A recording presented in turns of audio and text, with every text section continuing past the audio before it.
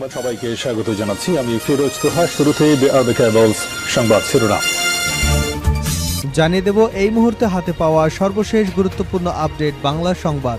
শুরুতেই থাকছে খুনিদের গোড়া থেকে নির্মূল করতে হবে। জুলাই শহীদ স্মৃতি ফাউন্ডেশনের সাধারণ সম্পাদক সার্জিস আলম বলেছেন, যারা সাধারণ মানুষের উপর নির্বিচারে গুলি চালিয়েছে তাদের গোড়া থেকে নির্মূল করতে হবে। তাদের নির্মূল করতে না পারলে আবার ষড়যন্ত্র শুরু করবে। তাই যত দ্রুত সম্ভব খুনিদের এই দেশের মাটিতে এনে শাস্তির আওতায় আনতে হবে। এবারে জানাবো ঊর্ধ্বতন পুলিশ কর্মকর্তাদের যে নির্দেশনা দিলেন আইজিপি। পুলিশের মহাপরিচালক আইজিপি বাহারুল আলম বলেছেন, 5ই আগস্ট পরবর্তী সময়ে দায়ের করা মামলাসমূহ যথাযথভাবে তদন্ত করতে হবে। কোনো নিরীহ মানুষকে হয়রানি করা যাবে না। নিরীহ কারো নামে মামলা হলে যথাযথ আইনি প্রক্রিয়ার মাধ্যমে তা প্রত্যাহারের ব্যবস্থা গ্রহণ করতে হবে। জানাবো আওয়ামী লীগকে কি নিষিদ্ধ করা দরকার। বাংলাদেশ জামায়াতে ইসলামের সেক্রেটারি জেনারেল ও সাবেক এমপি অধ্যাপক মিয়া গোলাম পরোয়ার বলেছেন, অনেকেই প্রশ্ন করেন আওয়ামী লীগকে কি নিষিদ্ধ করা দরকার।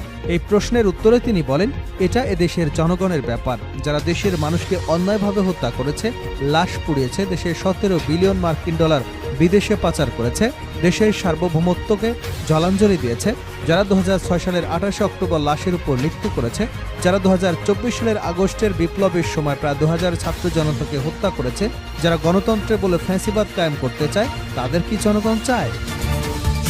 এবারে থাকছে পর্যায়ক্রমে গায়েবী মামলা প্রত্যাহার করাবো তারেক রহমান। আওয়ামী সরকারের আমলে নেতাকর্মীদের নামে দায়ের করা গায়েবী মামলা পর্যায়ক্রমে প্রত্যাহার করাবেন বলে জানিয়েছেন বিএনপির ভারপ্রাপ্ত চেয়ারম্যান তারেক রহমান। বিষয়টি নিয়ে অন্তর্বর্তী সরকারের সঙ্গে কথা বলেছেন বলেও নেতাকর্মীদের আশ্বস্ত করেছেন তিনি।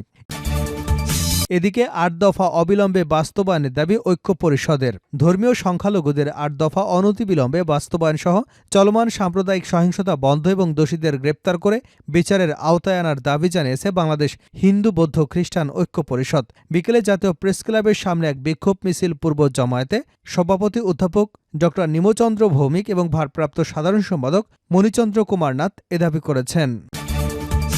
এবং সর্বশেষ জানাবো আন্তর্জাতিক সংবাদ। পশ্চিমবঙ্গের উপনির্বাচনে সব আসনেই জয় তৃণমূলের।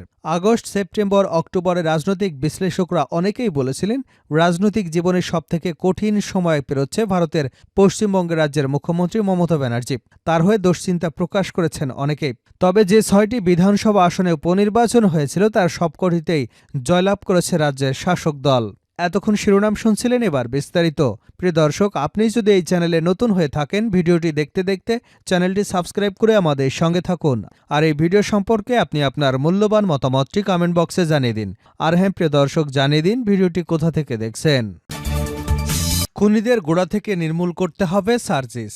জুলাই স্মৃতি শহীদ ফাউন্ডেশনের সাবেক সম্পাদক সার্জিস আলম বলেছেন, যারা সাধারণ মানুষের উপর নির্বিচারে গুলি চালিয়েছে তাদের গোড়া থেকে নির্মূল করতে হবে।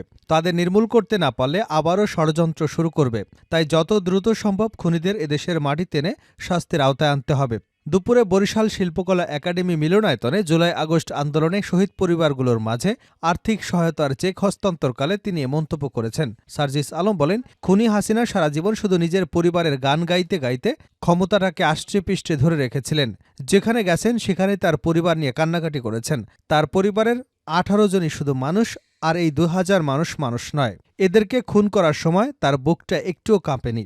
আজ আমার যে ভাই শহীদ হয়েছেন, যে বোন শহীদ হয়েছেন, সেই শহীদ পরিবারের বাবা মা ভাই বোনদের আমরা কিভাবে সান্ত্বনা দেব? সার্জিস বলেন, খুনি হাসিনা এবং তার দোসরদের পুনর্বাসনের প্রশ্ন তাদের পক্ষে কারো সাফাই গাবার প্রশ্নে আসে না।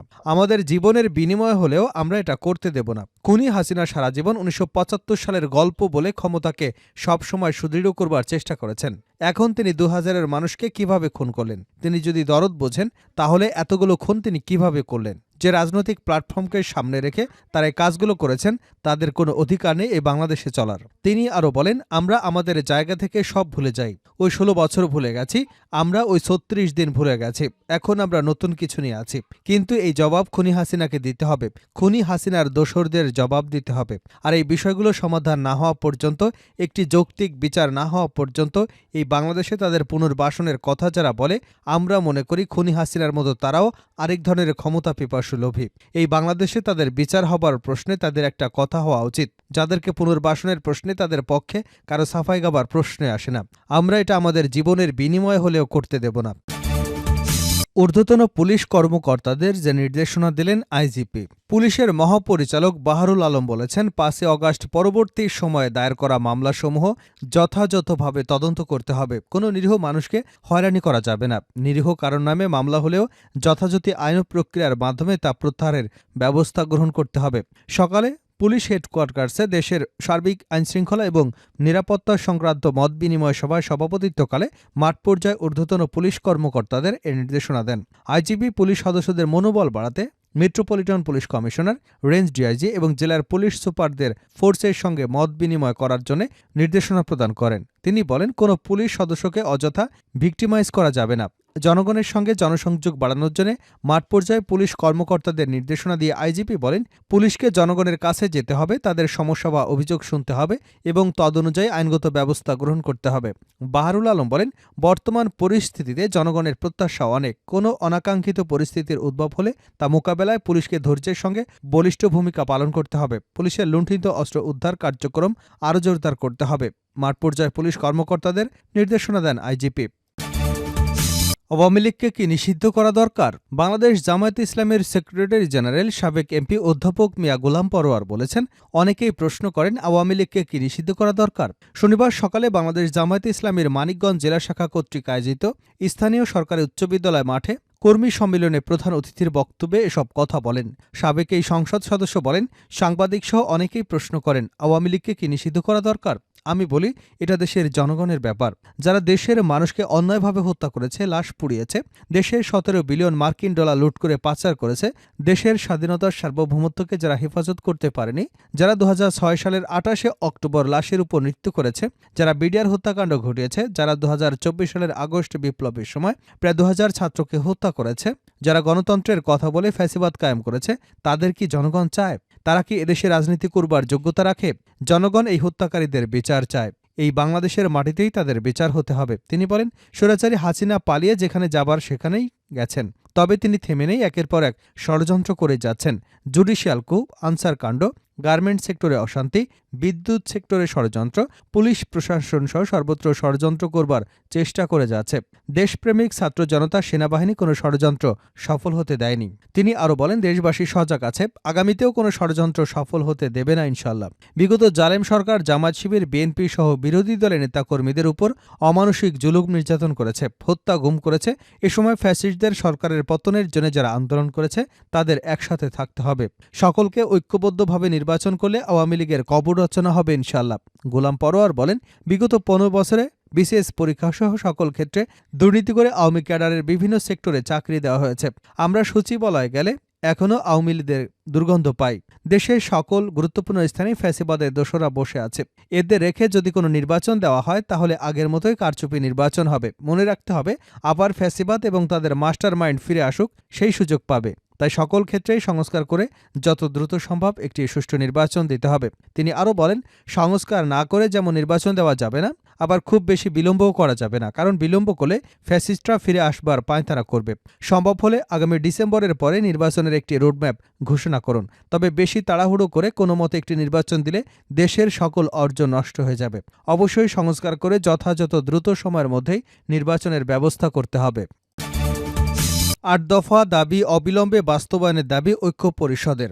ধর্মীয় সংখ্যালঘুদের ৮ দফা অনতিবিলম্বে বাস্তবায়ন সহ চলমান সাম্প্রদায়িক সহিংসতা বন্ধ, দোষীদের গ্রেপ্তার করে বিচারের আওতায় আনবার দাবি জানিয়েছে বাংলাদেশ হিন্দু বৌদ্ধ খ্রিস্টান ঐক্য পরিষদ। শনিবার বিকেলে জাতীয় প্রেস ক্লাবের সামনে এক বিক্ষোভ মিছিল পূর্ব জমায়েতে সংগঠনের অন্যতম সভাপতি অধ্যাপক ডক্টর নিমচন্দ্র ভৌমিক, অবসরপ্রাপ্ত সাধারণ সম্পাদক মনীন্দ্র কুমার নাথ এ দাবি করেছেন। সম্প্রতি অ্যাটর্নি জেনারেলের বক্তব্য, সংবিধান থেকে ধর্মনিরপেক্ষতা বাদ দেওয়া, কিশোরগঞ্জে হৃদয় রবি দাসকে হত্যা, চট্টগ্রামে হাজারী লাইনে সাম্প্রতিক হামলা, ধর্ম অবমাননার কথিত অভিযোগে সুনামগঞ্জে আটক, আকাশ সিংহকে গ্রেপ্তার এবং মাদারীপুরের ডাসার উপজেলার শশীকর কলেজের অধ্যক্ষ দুর্লভান্ধকে পদত্যাগে বাধ্য করা সহ নেত্রগঞ্জের মোহনগঞ্জে হিন্দু জমি জবরদখলের অপচেষ্টাকারীদের গ্রেপ্তারের দাবিতে বাংলাদেশ যুব ঐক্য পরিষদ ও বাংলাদেশ ছাত্র ঐক্য পরিষদের যৌথ উদ্যোগে এ কর্মসূচি পালিত হয়। কর্মসূচিতে বাংলাদেশের সংগঠিত সাম্প্রদায়িক সহিংসতাকে লঘু করে জাতীয় এবং আন্তর্জাতিক মহলে দেখানো হচ্ছে বলে অভিযোগ করে এই প্রবণতা গভীর উদ্বেগ প্রকাশ করে সংখ্যালঘু যুব ও ছাত্র ঐক্য পরিষদের নেতারা। শেষ করছে আন্তর্জাতিক সংবাদ দিয়ে। পশ্চিমবঙ্গে উপনির্বাচনে সব আসনে জয় তৃণমূলের। আগস্ট, সেপ্টেম্বর, অক্টোবর রাজনৈতিক বিশ্লেষকরা অনেকেই বলেছিলেন রাজনৈতিক জীবনের সবথেকে কঠিন সময় পেরোচ্ছে ভারতের পশ্চিমবঙ্গ রাজ্যের মুখ্যমন্ত্রী মমতা ব্যানার্জি। তার হয়ে দুশ্চিন্তা প্রকাশ করেছেন অনেকেই। ভাবনা ছিল আরজিকর ঘটনায় গণ আন্দোলন, তৃণমূল সরকারের বিরুদ্ধে মানুষের বিক্ষোভ, এর মাঝেই ছাড়িয়ে ৬ আসনের উপনির্বাচনে আসলে জয় দেবে রাজ্যের মানুষ, তৃণমূল সরকারকে আর চায় না। কেউ কেউ বলেন এই ৬ আসনের ভোট আদতে ২৬-এর ভোটের ট্রেলর। কিন্তু শনিবার গণনা শুরুর কয়েক ঘণ্টা পরেই ছবি এক প্রকার স্পষ্ট হয়ে যায়। এদিন সকাল থেকেই ভোট গণনা শুরু হতেই বোঝা যায় হাওয়া রয়েছে মমতা ব্যানার্জির দল তৃণমূল কংগ্রেসের দিকে। এমনকি যে মাদারিহাট নিয়ে এতদিন ধরে কাটাছেঁড়া চলেছে সেই আসনটি পর্যন্ত বিজেপির কাছ থেকে ছিনিয়ে নিয়েছে তৃণমূল। বস্তুত সেখানে প্রথমবার সাফল্য পেল তারা। ফলত যে ৬টি বিধানসভা আসনে উপনির্বাচন হয়েছিল সবকটিতেই জয়লাভ করেছে রাজ্যের শাসক দল।